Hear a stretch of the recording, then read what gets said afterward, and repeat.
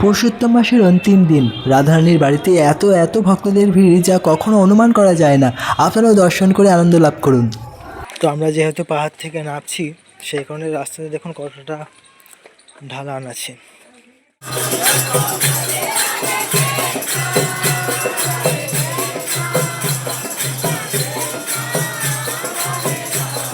হরে কৃষ্ণ হরে কৃষ্ণ কৃষ্ণ কৃষ্ণ হরে হরে হরে রাম হরে রাম রাম রাম হরে হরে।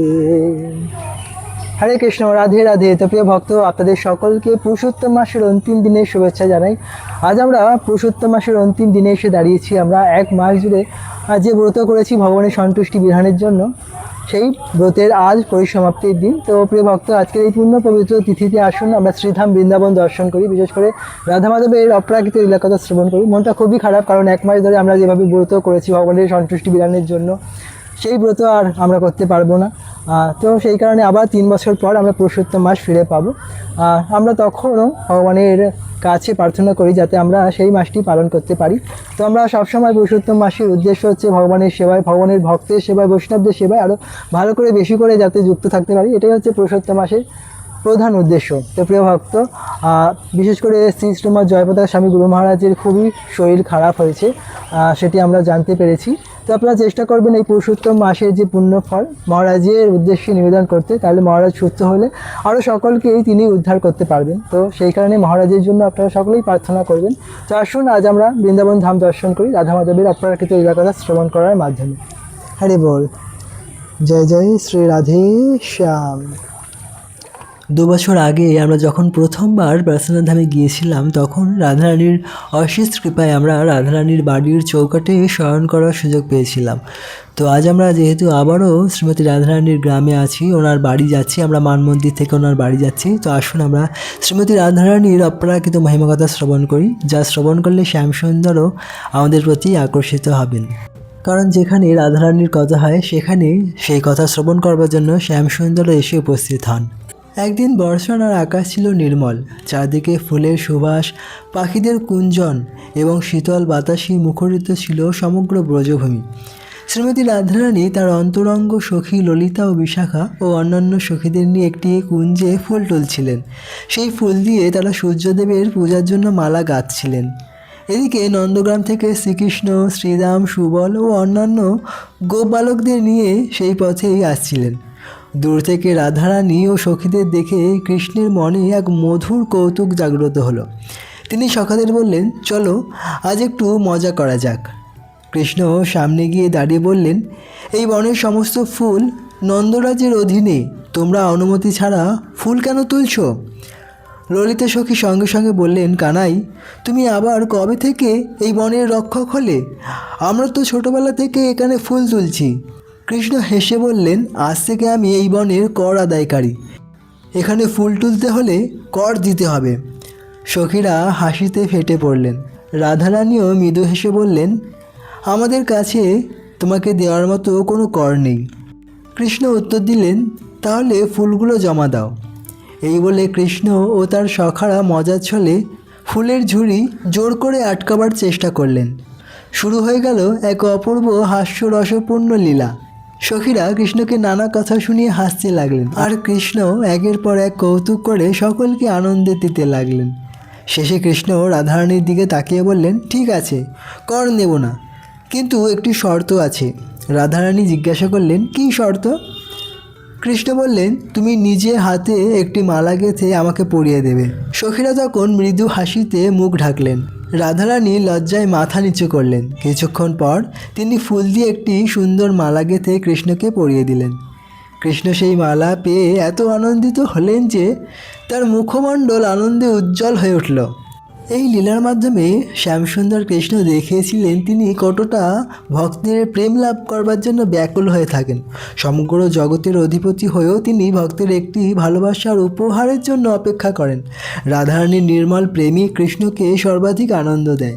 আজও বার্সেলোনার সেই কুঞ্জ, সেই পথ এবং সেই লীলাস্থলী ভক্তদের মনে করিয়ে দেয় ভগবানকে জয় করবার একমাত্র উপায় হলো নিঃস্বার্থ প্রেম এবং ভক্তি।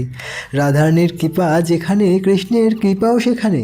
তাই ভক্তরা সর্বদা প্রার্থনা করেন, হে বর্ষানেশ্বরী শ্রীরাধে, আপনার চরণে আমাদের আশ্রয় দিন। আপনার কৃপায় যেন আমাদের হৃদয় শুদ্ধ কৃষ্ণ ভক্তি জাগরিত হয়। জয় রাধে, জয় জয় শ্রী রাধে শ্যাম।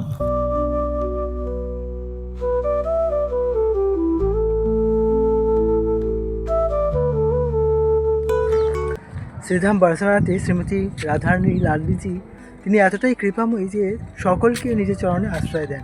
তো আজ আমরা শ্রীমতী রাধারানীর গ্রামের সেই সমস্ত মহান সন্তদের দর্শন করব যারা এই রাধারানীর গ্রামে তারা কুটিয়া বানিয়ে, অত্যন্ত ছোট একটা সাধারণ কুটিয়া বানিয়ে তারা কেবলমাত্র চাউনি করে তারা এই বার্সেলোনা ধামে রয়েছেন এবং রাধারানীর কৃপায় তারা প্রতিদিন নিত্য নতুন রস আস্বাদন করেছেন। তো সেরকমই আমরা কিছু সন্তদের কুটিয়ায় যাব, আপনাদের দর্শন করাবো।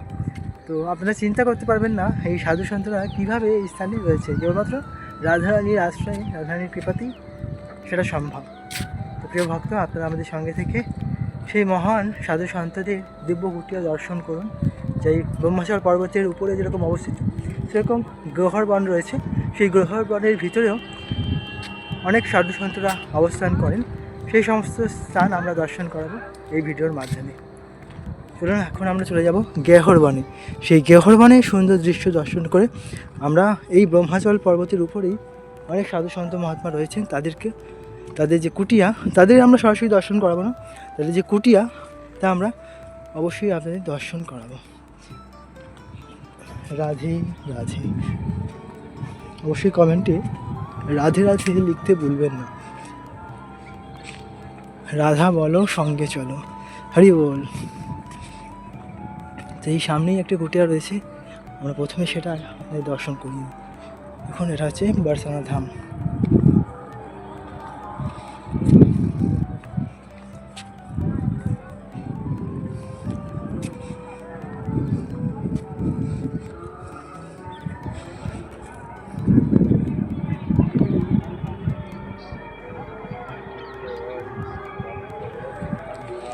দেখেছেন কিভাবে এই স্থানে পাহাড়ের উপর একটা কুটিয়া রয়েছে এবং সেখানে সাধু মহাত্মারা রয়েছেন।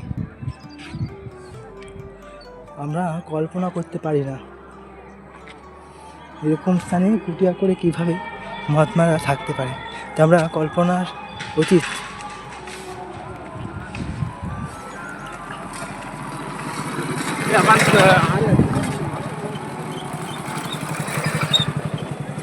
সামনে রয়েছে মান মন্দির, সেখানেই আমরা রয়েছি।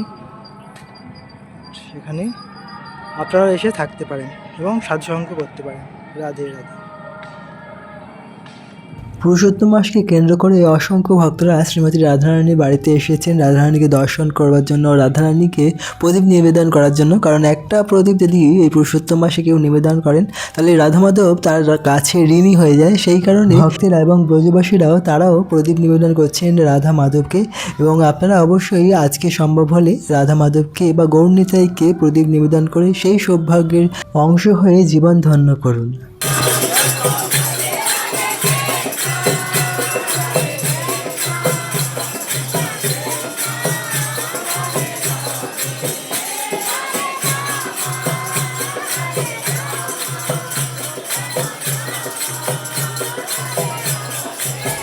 প্রিয় ভক্ত, আমরা অত্যন্ত ভাগ্যবান যে ব্রজবাসীদের শ্রীমুখ থেকে এইভাবে হরিনাম সংকীর্তন শ্রবণ করছি, নিত্য দর্শন করার সুযোগ পেয়েছি। আর আপনারা অবশ্যই এই ভিডিওটি সকল ভক্তদের মাঝে শেয়ার করবেন, যাতে ব্রজবাসীদের এই দুর্লভ দর্শন লাভ করে হরিনাম সংকীর্তন দর্শন করে মানব জীবন ধন্য করতে পারে। তো পুরুষোত্তম মাস এভাবে আমরা পালন করলাম। আবার 3 বছর অন্তর, 3 বছর পর আমরা পুরুষোত্তম মাস পাবো। তো আমরা সবসময় প্রার্থনা করি যাতে আমরা সেই পুরুষোত্তম মাসও পালন করতে পারি যদি আমরা এই জগতে অবস্থান করি। ধন্যবাদ আপনাদের সকলকে, আপনাদের সকলের রাধা মাধবের প্রতি প্রেম প্রীতি ভক্তি বৃদ্ধি হোক, এটাই আমরা কামনা করি। হরে কৃষ্ণ, রাধে রাধে।